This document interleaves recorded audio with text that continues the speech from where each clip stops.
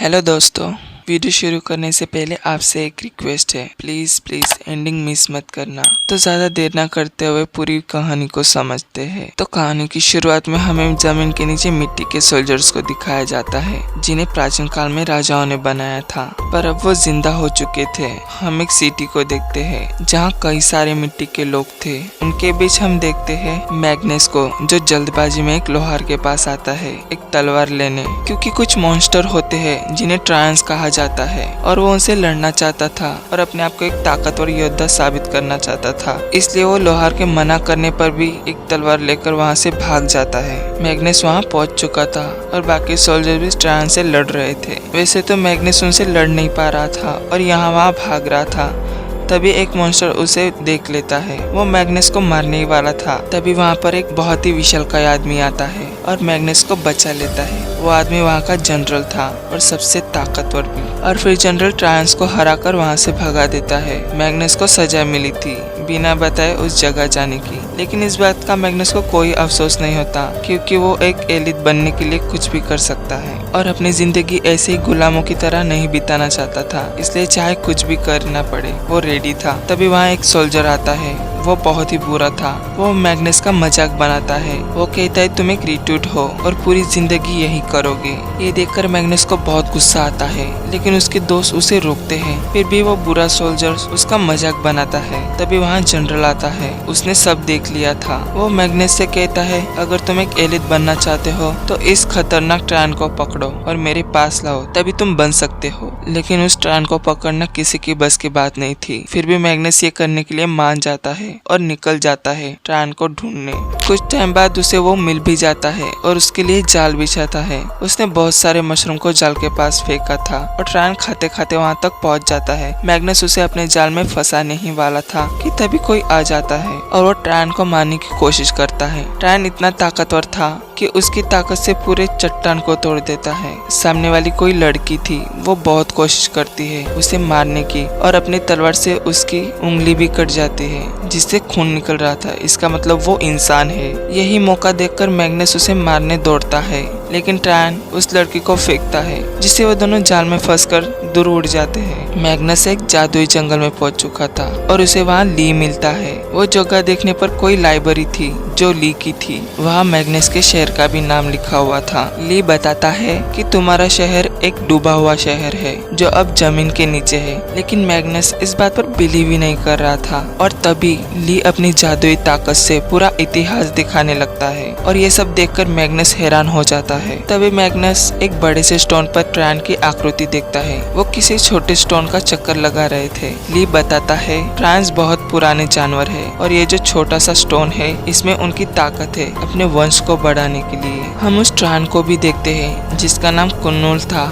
Magnus ली से कहता है मुझे ये कहाँ मिलेगा, मुझे इसे पकड़ना है। वो अपनी सारी बातें बता देता है ली को, लेकिन ली कहता है तुम अभी छोटे हो और तुम वो चीज नहीं देख पा रहे हो जो एक्चुअल में है। इट्स मीन मैग्नस को लगता है कुनलुन बुरा है, पर ली के हिसाब से नहीं। ली समझाता है अपने आंखों से देखने के बजाय अपने दिल से देखो और ली वहाँ से चला जाता है ये कहकर कि डोडो को फॉलो करो, वो तुम्हारी मदद करेगी। डोडो इसका नाम था। तभी वहाँ वो लड़की आती है और मैग्नस से लड़ने लगती है। वो कहती है तुम्हारी वजह से मेरा शिकार बच गया, लेकिन वो कहता है वो मेरा शिकार था। जेड उससे लड़ने में काफी माहिर थी और वो मैग्नस से भी अच्छा कुंफू जानती थी। तभी मैग्नस कहता है क्यों ना हम दोनों मिलकर उसे पकड़े। तो जेड कहती है मैं बातें करने से ज्यादा काम करने में ध्यान देती हूँ और वो दोनों आगे बढ़ते रहते हैं। दूसरी तरफ हम ट्रायंस को देखते हैं जो बहुत सारे थे, लेकिन उनके अंडे किसी वजह से खत्म हो रहे थे। इसका पता हमें मूवी के एंड में पता चलेगा। मैग्नस और जेड डोडो को फॉलो करते हुए एक जगह पर आ जाते हैं। उन्हें अंदर से किसी की चिल्लाने की आवाज आ रही थी और बिना देर करते हुए जेट अंदर चली जाती है। अंदर एक आदमी एक बकरी को जलती हुए आग में डाल रहा था और वो कहते हैं उसे छोड़ दो, लेकिन तभी वो आदमी वहाँ पड़े फेस मास्क में जान डाल देता है। वो बकरा जिसका नाम था शोरपा, वो कहता है तुम जो ये देख रहे हो ना, ये तुम्हारी तरह इंसान थे जिन्हें ये खाकर मार चुका है। वो आदमी कहता है मैं तुम्हारे शरीर से नई गोली बनाऊंगा और मैं और भी साल तक जी पाऊंगा। तभी सभी उन पर हमला करते हैं। एक मेटल से बना टाइगर भी था और एक स्नेक। जेट स्नेक के टुकड़े कर देते हैं, लेकिन फिर भी वो जिंदा हो जाता है। मैग्नस वहाँ से जेट को लेकर भागने की कोशिश कर रहा था। तभी जेट का मास्क टूट जाता है और मैग्नस उसे देखते ही दंग रह जाता है। वाकई जेट बहुत ही खूबसूरत थी, लेकिन मूवी की ending come to the point. लड़ाई चल रही थी, तभी टाइगर जेट को पंजे में पकड़ लेता है, लेकिन मैग्नस उसकी आंख पर हमला करता है, जिससे वो मारा जाता है। वो अब समझ गए थे कि आंखों पर हमला करना है और ऐसे ही करके सबको हरा देते हैं। वो बुरा आदमी भी मारा जाता है और सब कुछ जल जाता है। तभी शोरपा उन्हें बाहर ले जाता है। शोरपा अपने बारे में बता रहा था। वो भी पहले एक शक्तिशाली हथियार था, लेकिन एक जादूगर ने उसे बकरा बना दिया था। शोरपा को जेट से प्यार हो गया था। मैग्नस को उसकी बातों पर विश्वास नहीं हो रहा था। शोरपा कहता है, मैं अभी अपने असली रूप में आता हूँ, लेकिन ज्यादा जोर लगाने से शोरपा की हवा निकल जाती है। ये देखकर मैग्नस को बहुत हंसी आती है। डोडो जुगनू को पकड़ने की कोशिश कर रही थी, लेकिन गलती से शोरपा को किस कर देती है। वहाँ का नजारा बहुत ही कमाल का था और वो दोनों देखते रह जाते हैं। इसके बाद मैग्नस जेट को सारी सच्चाई बता देता है कि वो कोई एलिट नहीं है, बल्कि वो बनना चाहता है कुनलुन को पकड़कर। वो कहता है, मैं लड़ना भी नहीं जानता और मैं अपनी जिंदगी गुलामों की तरह नहीं बिताना चाहता। वो जनरल के बारे में भी बताता है और उन्हीं की तरह बनना चाहता है। हमें यहाँ जेड एक लेसन सिखाती है। वो कहती है कि हम कहाँ पैदा होंगे ये हमारे हाथ में नहीं है, लेकिन जिंदगी को कैसे बनाना है ये हमारे हाथ में है। I hope you got it guys. Zed उसकी मदद करने का फैसला लेती है और उसे लड़ना सिखाती है। और ऐसे ही दोनों का सफर चल रहा था, आई मीन चारों का। और इसी दौरान वो बहुत अच्छे से लड़ना सीख जाता है। मैग्नस को कुनलुन मिल जाता है और दोनों उसका पीछा करते हैं, लेकिन उनके हाथ नहीं आता। तभी छोटे छोटे ट्रांस शोरपा के पास आ जाते हैं। एक बड़ा सा मॉन्स्टर भी जमीन के अंदर से निकलता है। वो उन पर हमला करता है और कुनलुन भी उनकी मदद करता है। वो सब वहाँ से भाग रहे थे और मॉन्स्टर भी उनका पीछा कर रहा था। वो लोग भागते हुए लावा के पास आ जाते हैं और उससे बहुत बचने की कोशिश करते हैं। फिर तभी वो जायंट मॉन्स्टर नीचे गिर जाता है और अपने टंग से मैग्नस को खींच लेता है, लेकिन जेट भी कमाल की थी। वो उसकी टंग को ही काट देती है और उसे बचा लेती है, लेकिन उसका पॉइजन जेट के फेस पर उड़ जाता है, जिससे वो कमजोर हो जाती है। मैग्नस उसे अपनी पीठ पर बिठाकर उसे ले जाने लगता है और बड़े से टर्टल के कवच से नाव बनाता है और आगे बढ़ता है। कुनलुन भी उनके आगे आगे तैर रहा था। इसके बाद पानी के तेज बहाव से उनकी नाव टूट जाती है और सब अलग अलग हो जाते हैं, लेकिन मैग्नस जेट का साथ नहीं छोड़ता और जेट को बचाने के लिए अपने आप को सेक्रीफाइस करने लगता है। वो उसे कोई भी चोट नहीं लगने देता। वो एक चट्टान से टकराने वाली थी, लेकिन मैग्नस उसे ऊपर धक्का दे देता है। इसके बाद हम देखते हैं कि मैग्नस की दादी अपने जादू से जेट को ठीक कर देती है और मैग्नस भी ठीक था, लेकिन कैसे? क्योंकि कुनलुन ने आकर दोनों की जान बचाई थी और उन्हें इस शहर के पास छोड़कर चला गया था। जेट इंसान थी, इसलिए उसकी दादी को बहुत प्यारी लगती है। इसके बाद जेट उसकी दादी से रिपेयर टूल लेकर मैग्नस के साथ वहाँ से चली जाती है। हम देखते हैं दादी ली थी, आई मीन था। जेट मैग्नस को रिपेयर कर रही थी। ये देखकर शोरपा को बिल्कुल अच्छा नहीं लगता। वो अपने आप से कहता है, क्या मैं हैंडसम नहीं हूँ? और डोडो से लड़ने लगता है। मैग्नस जेट से पूछता है कि वो कुनलुन को क्यों मारना चाहती है, तो वो बताती है कि वो अपने दादाजी के साथ पली बड़ी है और वो दोनों उसके असली माँ बाप को ढूंढने निकल जाते हैं। इतनी लंबी जर्नी में अभी तक किसी का पता नहीं चला था, लेकिन एक दिन जेट के दादाजी नीचे गिर जाते हैं और वहाँ कुनलुन मौजूद था, इसलिए वो कुनलुन को मारना चाहती है। वो बहुत रो रही थी क्योंकि अब कोई नहीं था उसके साथ, इसलिए जेट का मन हल्का करने के लिए वो उसे अपने शहर में घुमाने लगता है। वहाँ सब कुछ बहुत ही बढ़िया था और दोनों आसमान की भी शेयर करते हैं। मैग्नस अपने दिल की बातें जेट से कह देता है। वो कहता है, और फिर हम तुम्हारी फैमिली को भी ढूंढेंगे, लेकिन पता नहीं कहां से कुनलुन उनके शहर में आ चुका था और सोल्जर्स उसे पकड़ रहे थे।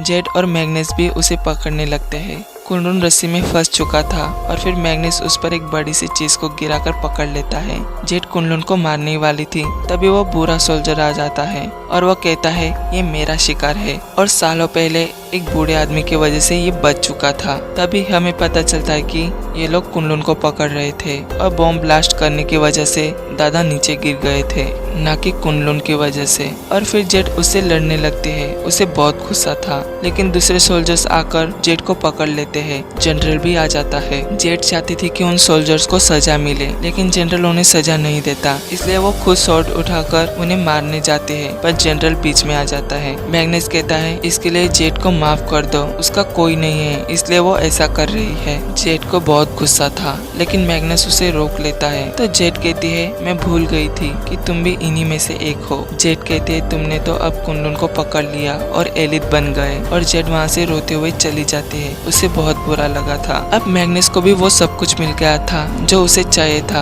अब सब लोग उसकी भी इज्जत करने लग गए थे। हम देखते एक ट्रायन अंदर आ चुका था और बाकी सब भी बड़ी दीवार को तोड़कर अंदर आ चुके थे। वहाँ 2 सोल्जर्स को कुनलुन को मारने का काम दिया गया था और वो दोनों उसे बहुत मार रहे थे। तभी वहाँ मैग्नस आता है और उन्हें बाहर भेज देता है। मैग्नस को पता था कि कुनलुन को मारने वाले है और ऐसा ना हो इसलिए उसने जनरल से बात की थी। लेकिन वो कहता है तुम अब हम में से एक हो, इसे मारकर मेरे सारे सोल्जर्स खुश हो जाएंगे। कुनलुन को बहुत गुस्सा था लेकिन फिर भी वो मैग्नस को कोई चोट नहीं पहुंचा रहा था। तभी मैग्नस को ली की बात याद आती है कि जैसा देखता है वैसा नहीं होता और वो उसे आजाद कर देता है। लेकिन कुनलुन मैग्नस को अपनी पीठ पर बिठाकर एक जगह ले आता है। वहाँ वही स्टोन था जिसके बारे में ली ने बताया था और ट्रांस को बस अपना स्टोन चाहिए था, इसलिए मैग्नस उस स्टोन को एक कपड़े में लपेट लेता है। तभी जनरल वहाँ आ जाता है और स्टोन को लेने की कोशिश करता है। लेकिन मैग्नस को पता चल गया था कि जनरल ने इसे चुराया है और वो उसे लड़ने लगता है। तभी वहाँ जेट आ जाती है